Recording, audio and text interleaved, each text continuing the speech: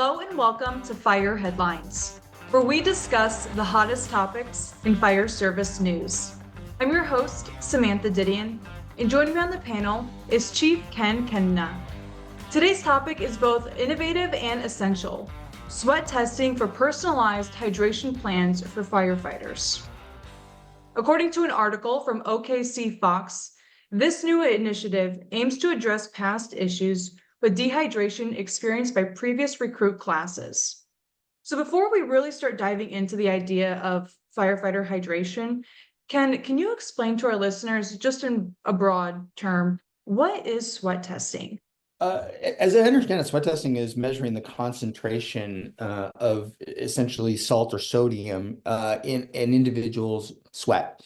The amount of sodium that comes through somebody's sweat is largely genetic, and it's by individual. So you and I performing the exact same activity, both sweating, would have a different concentration of sodium in our sweat. So the sweat test is designed to determine through activity, when you are sweating, how much sodium are you actually using? Because we can replace the water, but replacing the sodium in the exact amounts is something different. So it's designed to ascertain what that amount actually is. So is the idea of a hydration plan in the fire service a new concept? I wouldn't say it's a new concept. I would say that what we're talking about now is the level of detail, the scientific detail and individual detail. That is something that is a little more unique. Hydration is, for my entire career, been a focus specifically in the fire service. A lot of the activities that we participate in, whether it's firefighting or physical fitness or in the fire academy, obviously you're going to sweat. When we're firefighting, or at least we have on our turnout gear, which we use for a lot more than just firefighting, we sweat a lot more. Even in somebody, normal body mass and normal body weight, 150 pounds, you're putting on 70, 80 pounds of gear, you're going to sweat considerably when you do this. So you sweat quite a bit. So the concept of making sure that you're staying properly hydrated has been part of my fire service as far as I can tell you. The one thing that I have seen sort of grow over the course of my career is an awareness of it, and making sure that we're focused on understanding the need for hydration rather than, work, take a break, get something to drink, go back to work. It's really about monitoring your hydration and making sure that you stay ahead of it. As we know, once you get to the point that you're becoming dehydrated, you're already behind the curve. You really need to be ahead of it. So we've done a much better job of monitoring it. In almost every fire station I've ever worked in, there are charts on the wall to help you keep track of that. Simply through the color of urine is probably the single best way to understand what the concentration of your level hydration is. It's a rough guide, but at least it's an awareness thing to keep us all kind of keep it top of mind that if you're not paying attention to it, you run the risk of falling behind. Yeah, and it's funny that you bring up like the urine color chart, because I remember that in the locker room of any sport I've ever done, they always have one. And we were talking a little bit before this recording, comparing firefighters kind of like to athletes, which is something that we've talked about on the show before. But can you kind of explain your perspective on how firefighters are like athletes, and maybe even how a hydration plan correlates with the fitness routine of a firefighter? Yeah, I've used the example of firefighters as athletes for a long time. And really because we we get paid to be on the field. And that's really it. That's our moment. We want to be on the field. We want to be in the play. We want to, we want to be the one carrying the ball or throwing the pass, whatever the case may be. But we have to be prepared to be on the field. And if we're not in good physical conditioning, if we're not properly trained, if we're not performing at the right level, we're not going to get on the field. We're likely going to be on the bench. And if we don't take care of ourselves, we're more prone to injury. I think one of the things that oftentimes gets missed is athletes, and certainly professional athletes, they train constantly. They train constantly for their sport or sports if they're playing more than one sport. And they do that for two reasons. One, they want to be the best they can possibly be at the sport or the position they play for the sport that they play. They're obvious, right? We want to win. So we want to be good at it. The other thing, and probably more significant, is the injury prevention. Your ability to stay healthy and prevent injuries as you play your sport, as you perform at that peak level, that's the key. In professional sports, injuries end careers. And when you end careers, you stop paychecks. Not everybody gets to be in the broadcast booth, so not everybody gets to continue a career. There's hundreds of thousands of ex-professional athletes who, through injury, lost the opportunity to continue to play, and that was it. So injury prevention is really critical. The other thing, and why I always I think about us as athletes, unlike professional athletes, I look at firefighters as tactical athletes. We don't necessarily get to choose what time the game happens. We don't get to choose on whose field it happens. It's going to be in the middle of the night. It's going to be first thing in the morning. It's going to be, wake up and go. Sometimes it's wake up and go and everybody's all amped up and ready to go and then nothing happens. So there's this adrenaline spike and nowhere for it to go. And so it's this really interesting roller coaster of physiological things that are happening that are different than an athlete that's playing a particular sport. The other thing is we don't necessarily have a start and an end time or a bench and that where we can necessarily take a break. We certainly we set up rehab for sure on any big event. But in inclement weather, when it's 10 degrees outside, that bench can't just be outside. You got to make sure that it's inside. So we're athletes to be sure, and how we train and prepare ourselves is really critical. Extremely critical when you bring up the point of, I guess I never thought about it, about how you just have to be ready to go at a moment's notice. Whereas athletes typically have their warm-up routines where they get all loose and stretched and ready to do their best. Firefighters don't get that luxury. Well, I think when we focus on our physical training and being prepared, I think, and it's not to elevate tactical athletes or firefighters above professional athletes. That's my point is really that the not knowing piece means we have to train and prepare differently. I don't know what the activity is going to be. It might be a structure fire. It might be an elevator call, a rescue, getting somebody out of an elevator. It might be an emergency medical call. It might be a vehicle accident requiring extrication and rappelling over the side, or it might be simply, something very, very simple. The point is, we don't know the opponent. We don't know the game. We don't know what we're going to do. And if our training is all around, well, I lift weights and it's all about aerobics and those are the things I do, it's like, well, that's awesome. That's fantastic. You're taking care of yourself. Being mindful of the fact that that is a narrow set of physical fitness activities that you can participate in. Caring for ourselves in so many other ways becomes as important as the aerobic activity, and the physical fitness that we participate in, and including hydration. So let's talk about this personalized hydration plan a little bit more. I'm going to look it up. Do we know if it counts like the electrolytes you get? I feel like that's becoming more and more talked about in like a fitness kind of world, is the amount of electrolytes you're getting to sustain the activity that you're performing. The concept of replacing electrolytes and replacing sodium and electrolytes through hydration is certainly not a new concept. I think you and I we were talking a little bit about sort of the history of electrolyte replacement. Everybody is familiar with Gatorade. Gatorade's been around, I think, since 1965, if memory serves. I believe it was the University of Florida. I think it was the University of Florida, the Gators, right? University of Florida.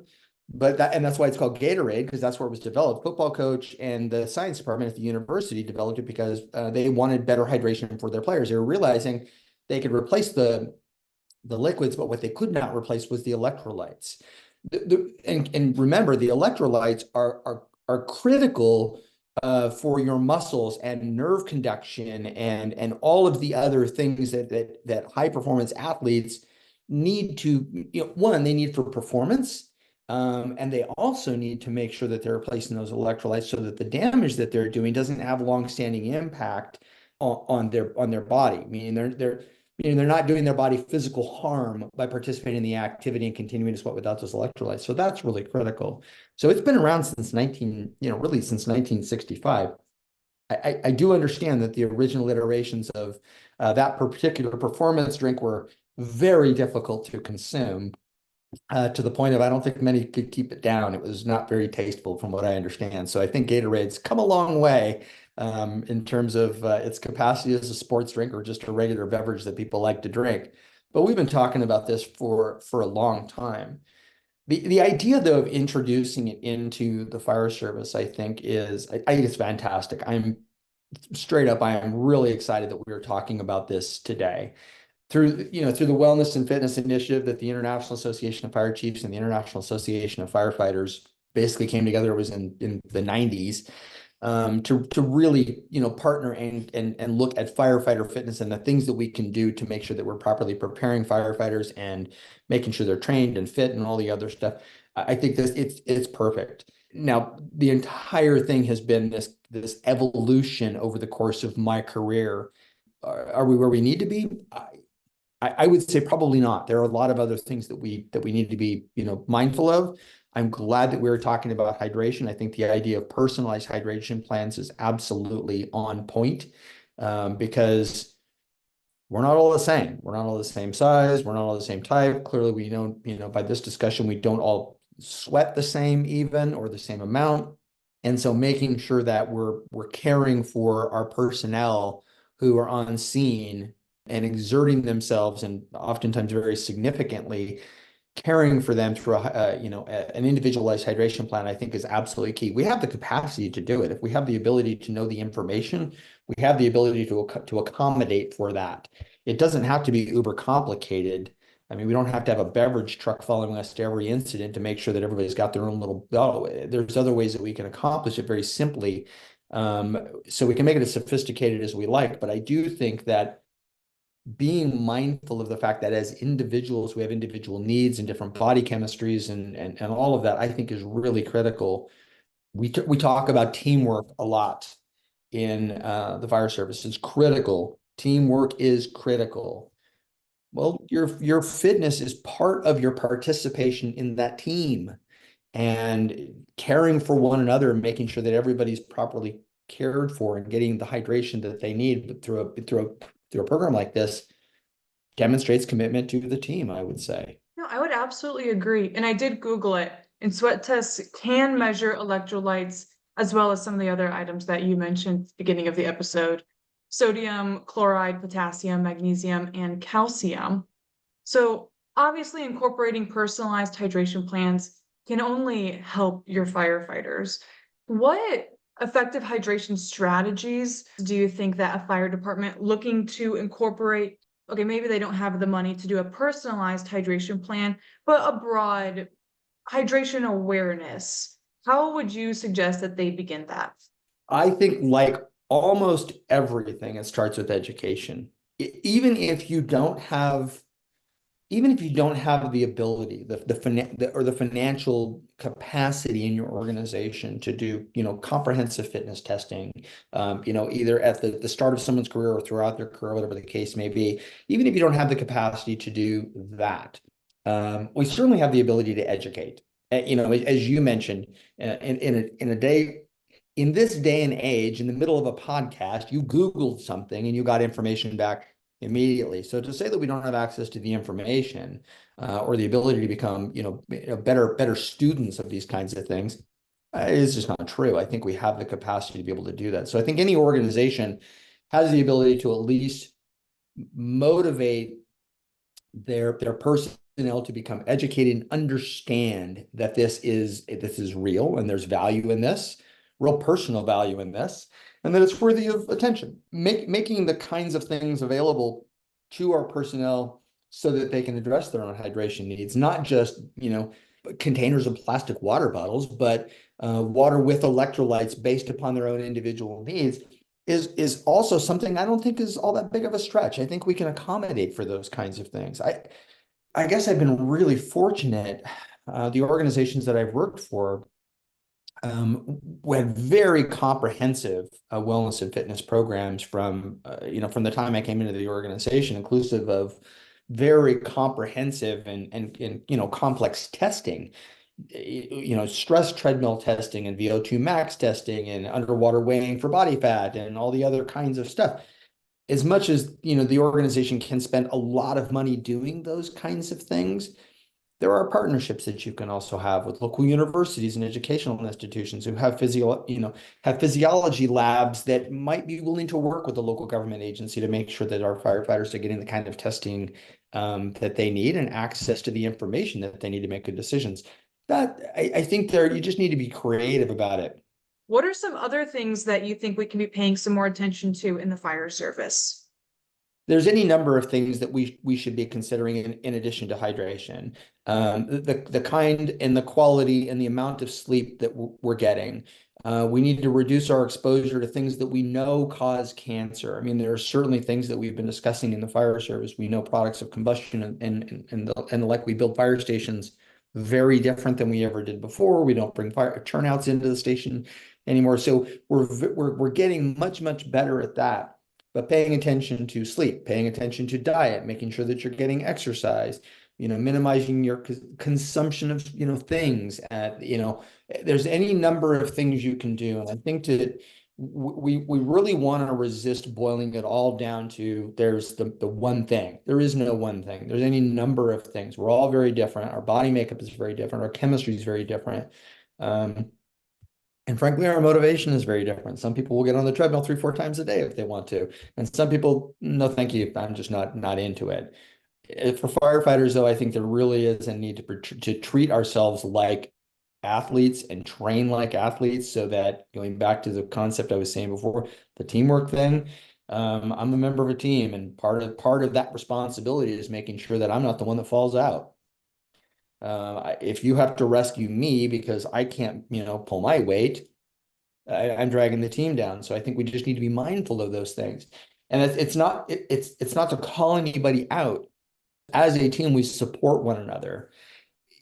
After many decades in the fire service, we support one another through everything, at work, at home, through personal crises, through personal triumph. We support one another and we help one another. And this is an area where I think we can do a lot of good work. I mean, really supporting one another. I've been on a number of crews, shift crews, and even in the office. And, when the crew gets out there and they work out together and they motivate one another and they monitor, they're there to support one another. Good things happen. It fosters teamwork and it fosters camaraderie, which is, for me, one of the biggest benefits of my fire service career is the friends that I've made, the relationships I've made through the camaraderie that comes with being in a tight space and dealing with the kinds of stuff that we deal with. And I think anything that you can do that fosters that and continues to facilitate that, it just makes life just that much better.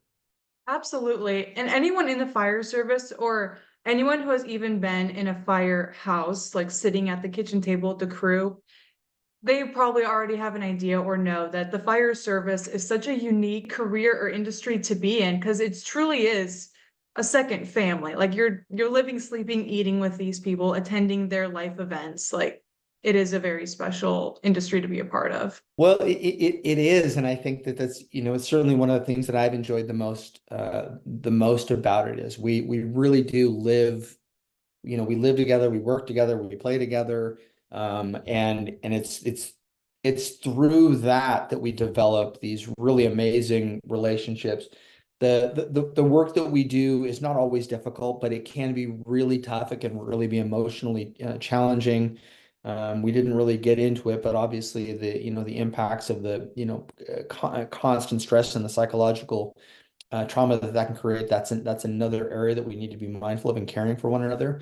But you're right, it is very unique, and I think that anybody listening to this, I would imagine they can at least identify a little bit with how special and unique that is. I'm sure it exists in a lot of other professions and a lot of other communities. I'm sure that it exists. This is the one that I'm the most familiar with, and so I can speak intelligently about it. I truly feel as though I found my calling very early in life, and yeah, I think going back to your question though, I think caring for one another and making sure you support one another and helping make good decisions to make sure that, we don't we don't be dismissive of these new things. I think we can take better care of each other and take better care of ourselves. And I think we just need to be mindful of that. Absolutely. And hopefully, this episode can encourage departments to consider adopting similar approaches to enhance their training programs and take care of their crew members. But thank you for your insights today, Ken. And thank you to our listeners for tuning in. If you haven't already, be sure to subscribe and follow us on social media. We'll see you back here next week for more Fire Headlines.